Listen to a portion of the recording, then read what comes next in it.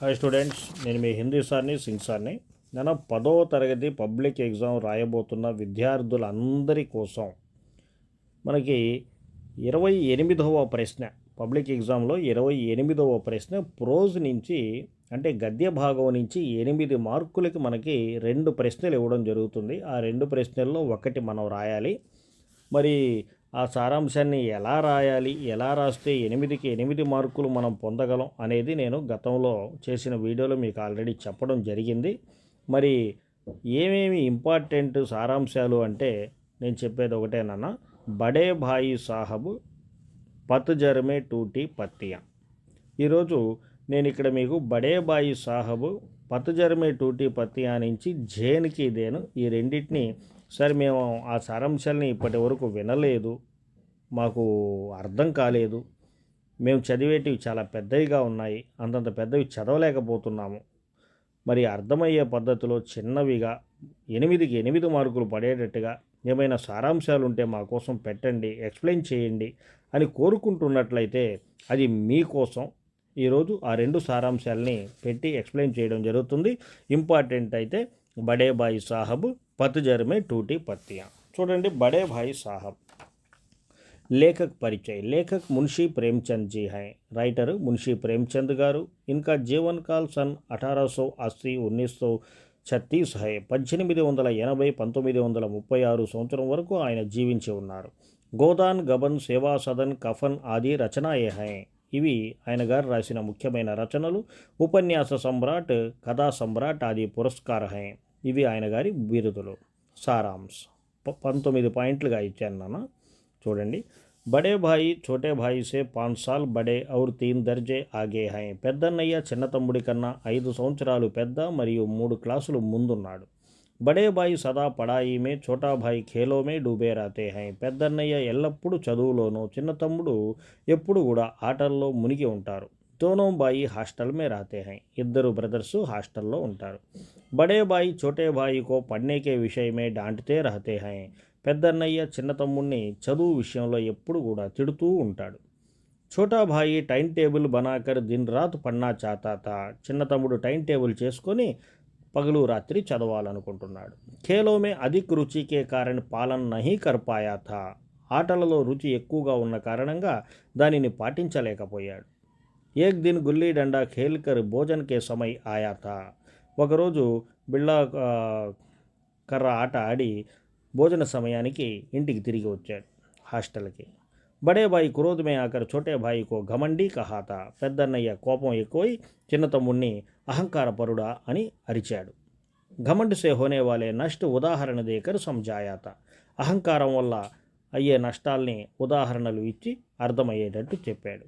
అగలీ కక్షాకి పడాయి కా భయ్ దిఖాకర్ పడనే కా ఉపదేశ్ దియాతా. ఇక ముందు ముందు వెళ్ళే క్లాసుల యొక్క అక్కడ ఉండే చదువు గురించి భయాన్ని చూపించి బాగా చదువుకోమని సలహా ఇచ్చాడు. ఛోటా భాయి పాస్ హోగయా ఔర్ బడే భాయి ఫెయిల్ హోగయే. చిన్న తమ్ముడు పాస్ అయిపోయాడు మరియు పెద్దన్నయ్య ఫెయిల్ అయిపోయాడు. బడే భాయి అపని మన్కి ఇచ్ఛాయే దబాకర్ రక్తే తే. పెద్దన్నయ్య ఎప్పుడు కూడా తమ మనసులోని కోరికల్ని అణుచుకొని ఉండేవాడు. వహ్ భీ ఖేల్నా చాతా తా లేకిన్ ఛోటే భాయి కే లియే ఆదర్శ బన్నా చాతా తా. పెద్దన్నయ్య కూడా ఆడుకోవాలని అనుకునేవాడు, కానీ చిన్న తమ్ముడి కోసం ఎప్పుడు కూడా అతనికి ఇన్స్పిరేషన్గా ఉండాలి అని అనుకునేవాడు. ఛోటే భాయికో సహీ రాస్తే మే లేజానా చాతాతా.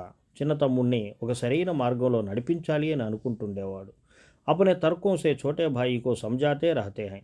ఎప్పుడు కూడా తమ యొక్క మంచి మంచి ఉపాయాల ద్వారా చిన్న తమ్ముడికి అన్నీ అర్థమయ్యేటట్టు చెప్తూ ఉండేవాడు.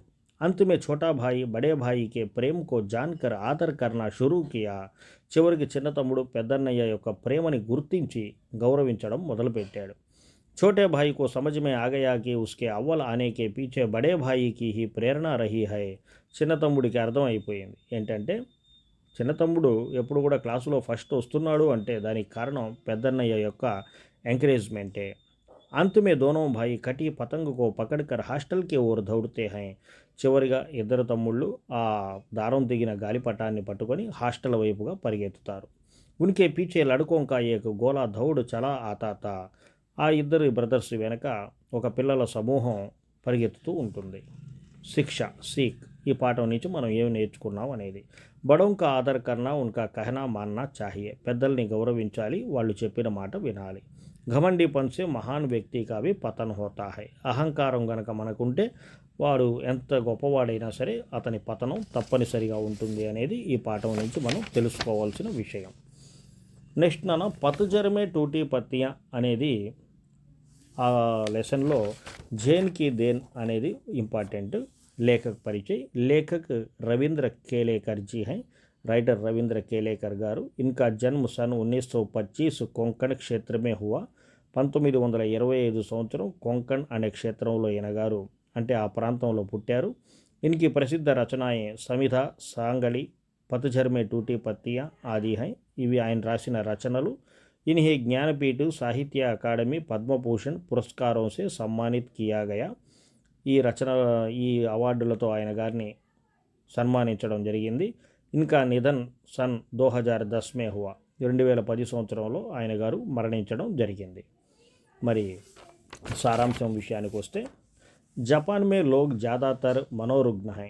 జపాన్లో ఉండే జనాలు ఎక్కువ మంది మానసిక రుగ్మతతో ఉంటారు. వే అమెరికాసే ప్రతిస్పర్ధ కర్తే హై. వీళ్ళు అమెరికాతో పోటీ పడుతూ ఉంటారు. इस तनाव को दूर करने के लिए वे टी सेरेमनी में जाते हैं. దాని నుంచి కొద్దిగా విముక్తి పొందడానికి ఆ మానసిక బరువు నుంచి విముక్తి పొందడానికి వీళ్ళు అప్పుడప్పుడు ఆ టీ సెరమనీలోకి వెళ్తారు. ఇసే జపానీ మే చానో యూ కహతే హై. దీన్ని జపాన్లో వాళ్ళు ఏమంటారా అంటే చానో యూ అని అంటారు. జపాన్ మే జహా చాయ్ పిలాయి జాతి హై వహ స్థాన్ పర్ణకుంజి జైసా సుసజ్జిత్ హోతా హై. జపాన్లో ఎక్కడైతే ఆ టీ స్టాల్ అనేది ఉంటుందో అది పర్ణకుంజిలాగా చాలా గౌరవంతో కూడిన ఒక మంచి అలంకరించబడిన ప్రదేశంలాగా ఉంటుంది. ప్రాకృతిక డంగుసే సజే ఇస్ స్థాన్ పర్ పూర్ణ శాంతి హోతీ హై. మరి ప్రకృతి సిద్ధంగా ఏర్పాటు చేసిన ఈ స్థానం చాలా శాంతియుతంగా ఉంటుంది. ఇది మొదటి పారాగ్రాఫ్. రెండవ పారాగ్రాఫు చాజీన్ ने लेखक और उनके मित्र को देखकर कमर झुकाकर प्रणाम किया. చాజీన్ అంటే ఆ టీ మాస్టర్ అనమాట. ఆయన గారు రైటర్ని వాళ్ళ స్నేహితుడిని చూసి నడుము ఉంచి ప్రణామాలు చేశాడు. దో జో కహకర్ స్వాగత్ కియా. లోపలికి ఆహ్వానం పలికాడు. ఉన్హే బైట్నేకి జగహ్ దిఖాయి. వాళ్ళు కూర్చోవడానికి ప్లేస్ చూపించాడు.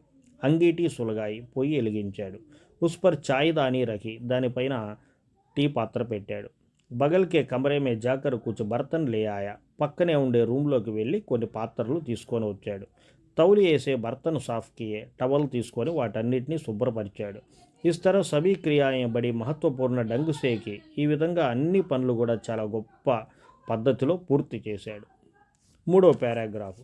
టీ సెరమనీ మే ఏక్ సాత్ 3 ఆద్మీయోं को ప్రవేశ్ కియా జాతా హై. టీ సెరమనీలో ఒకసారి ముగ్గురు మనుషులు ప్రవేశం అనేది ఉంటుంది. इस टी सेरेमनी में శాంతి का और परंपरा का विशेष महत्व होता है. అయితే ఈ టీ సెరమనీలో చాలా సైలెంట్గా ఉంటుంది, చాలా పద్ధతిగా ఉంటుంది. इसलिए శాంతి को बनाए रखने के लिए 3 से अधिक लोगों को प्रवेश नहीं दिया जाता है. కాబట్టి ఆ టీ సెరమనీని ఎప్పుడు కూడా అలా శాంతియుతంగా ఉంచేదానికోసం అంటే ఎక్కువ మంది ఉంటే గలబగా ఉంటుంది కదా, అందుకోసం అక్కడ ఏందిరా అంటే ఎక్కువ మంది, ముగ్గురు కన్నా ఎక్కువ మందికి అక్కడ ఎంట్రీ అనేది ఉండదు. Next paragraph. चाय पीने के बाद लेखक ने अनुभव किया कि मानो उसके दिमाग की గతి ధీమీ హో గయి హో. టీ తాగిన తర్వాత మన రైటర్ గారికి ఎలాంటి ఎక్స్పీరియన్స్ వచ్చిందిరా అంటే అతని మెదడు నిదానంగా స్లో అవుతూ ఉంది, ఆలోచనల నుంచి స్లో అవుతూ ఉంది. ధీరే ధీరే దిమాగ్ చలనా బంద్ హో గయా. నిదానంగా ఇంకా ఆలోచనలన్నీ దూరం అయిపోయినాయి. తబ్ ఉసే సన్నాటావి సునాయి దేనేలగా. చిన్న సౌండ్ కూడా ఇంకా వినిపిస్తూ ఉంది. చాయ్ పీతే పీతే లేఖక్కే దిమాగ్ సే భూత్ ఔర్ భవిష్యత్ దోనో కాలు ఉడిగాయే.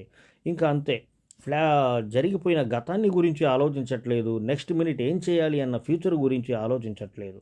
కేవలం వర్తమాన క్షణ్ ఉస్కే సామ్నేత. కేవలం ఇప్పుడు తాగుతున్న టీ, ఆ టీ యొక్క టేస్ట్, కూర్చున్న వాతావరణం, ఆ కూర్చున్న ప్రదేశం, దాని గురించి మాత్రమే ఆలోచిస్తున్నాడు. जो वर्तमान को भली भांति सोच समझकर जीता है तो उसका भविष्य काफ़ी हद तक सुरक्षित ही रहता है. కాబట్టి ఎవరైతే ఈ గతం, ఈ భవిష్యత్తు వీటన్నిటిని మరిచి బతుకుతున్న ఈ వర్తమానం మీదే దృష్టి పెట్టి బతుకుతారో వాళ్ళ యొక్క భవిష్యత్తు చాలా జాగ్రత్తగా ఆరోగ్యవంతంగా ఉంటుంది. इसलिए वर्तमान को महत्व देना होगा. యహీ జైన్కి అద్భుత దేన్ హై. అదే ఈ జైన్ పరంపర, ఈ జపాన్ వాళ్ళకి లభించిన ఒక గొప్ప వరము అని చెప్పొచ్చు. ఇది నాన్న జైన్కి దేన్ పత్జర్ మే టూటీ పతియాలో ఇది ఒక ఇంపార్టెంట్ ఎస్సే. గిన్నీ కా సోనా కూడా ఒకసారి చదివి పెట్టుకోండి. ముఖ్యంగా చెప్పాలి అంటే మనకి ఇక్కడ ఇంపార్టెంట్ సారాంశాల కింద బడే భాయి సాహబ్, పత్జర్ మే టూటీ పతియాలో, జైన్ కీ దేన్ ఈ రెండు కూడా చాలా ఇంపార్టెంట్. గిన్నీ కా సోనా కూడా చదవండి. ఇది నాన్న. మళ్ళీ ఇంకొక మంచి వీడియోతో మళ్ళీ మీ ముందుంటాను. నేను మీ హిందీ సార్ని, సింగ్ సార్ని.